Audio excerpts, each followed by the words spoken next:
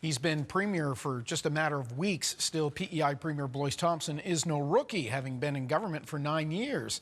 We sat down for our year-end conversation to talk about what Islanders might see in the coming year. We're in the Cabinet office in the Shaw Building with the 35th Premier of Prince Edward Island, Bloyce Thompson. Thank you for having us, Premier. Thank you. Does that still sound strange, Premier? It does. It's been how many hours? It's been a short period of time, and it does sound weird, yes. Yeah. When you were sworn in, I want to ask you about this. You had a couple of very memorable lines, but you mentioned in particular your mother, who you said was the real politician of the family. So I'm wondering, what is it she may have handed down to you that you think you can use in this office? My mother is always been political. But she is a real community leader. At 82 years old, she still works the card parties on Friday nights, and anybody in the community needs something, she's the first to step up. So she's a real politician. And she obviously must be thrilled with this. Yeah, she's pretty happy, yeah. You're Premier. You continue to hold numerous cabinet posts. I think your title would probably be the longest in Canada. You've got a lot on your plate. I do.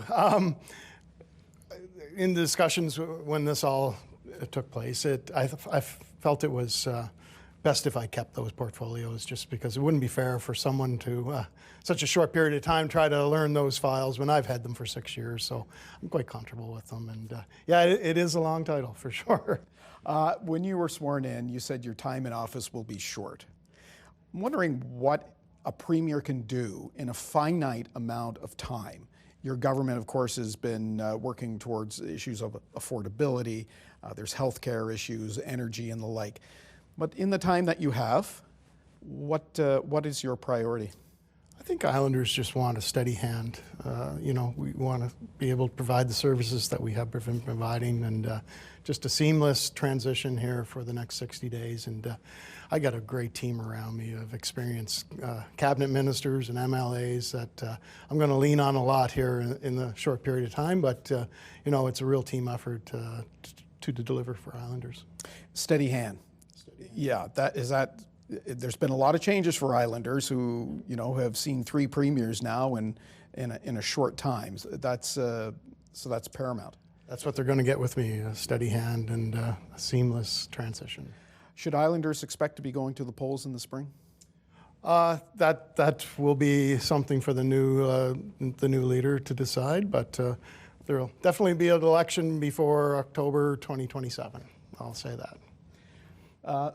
There's a lot of talk in the country right now about what the Prime Minister has called nation-building projects. These large projects that are being fast-tracked by Ottawa. We've seen a number of provinces already, submit their project and be accepted.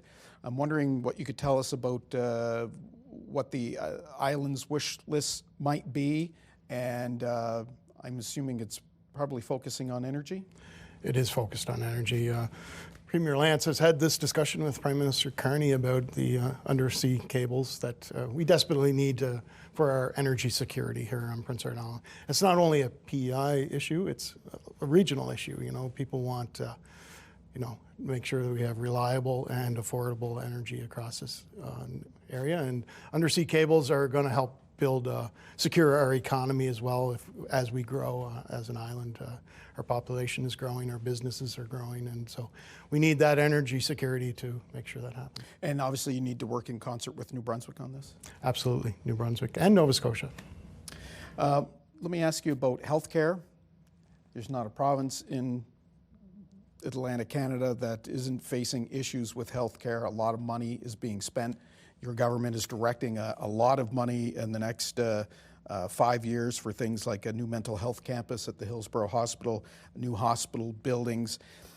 Healthcare is one of these things that doesn't seem to matter how much money you throw at it, it just keeps taking more and more and more. How do you get to a point of sustainability so it doesn't create this enormous deficit? And again, it's not just Prince Edward Island. We've seen a number of provinces in this situation. First of all, there's a lot of catch-up in healthcare. I think we were behind, so we had to make those investments.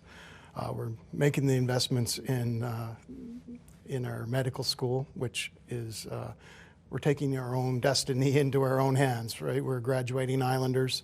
Our first class of medical students have started at U.P.E.I, and we're excited about that. So, you're controlling your own destiny, but we really had to invest in healthcare because, we have to invest in our doctors. We now have a new agreement with our doctors, which is going to help access to more Islanders and hopefully get more Islanders to see their doctors. How vital was that, getting that signed? That was huge. That was very, it took a long time to do, to get the agreement done, but I think both sides are extremely happy now, and as we look forward to the future of access to care. I mentioned healthcare. Obviously, that's contributing to a deficit, as is other spending. The last fiscal update was a deficit projected for $184 million going into the fiscal year. There has been no financial update in the fall. The finance department was saying by Christmas we should have something. That's not going to happen. When can Islanders expect to get some sense of the health of the finances? It's going to be very soon, and it's not. The numbers aren't going to be great. We're not immune as any other jurisdiction across Canada right now. Deficits are high. The investments had to be made in healthcare and education. So right now, but that will be reported very shortly. Those numbers will be out, and we have to focus on our economy to continue to build and to invest in Islanders. When you look towards 2026, what do you think the greatest challenge is going to be for Islanders? Affordability is a front of mind with the looming trade issues that we continuously face. The cost of living is continuing to rise, and we have to really combat that the best we can. And to do that, we have to invest. We have to rely on our federal partners to make sure that everyone can afford to live in this country. Premier, appreciate your time. Thank you very much. I realize you've not been in the office very long, so it was very good of you to sit down for us to talk about the past year and what your government has been doing. So thank you. Well, I appreciate your time, and anytime.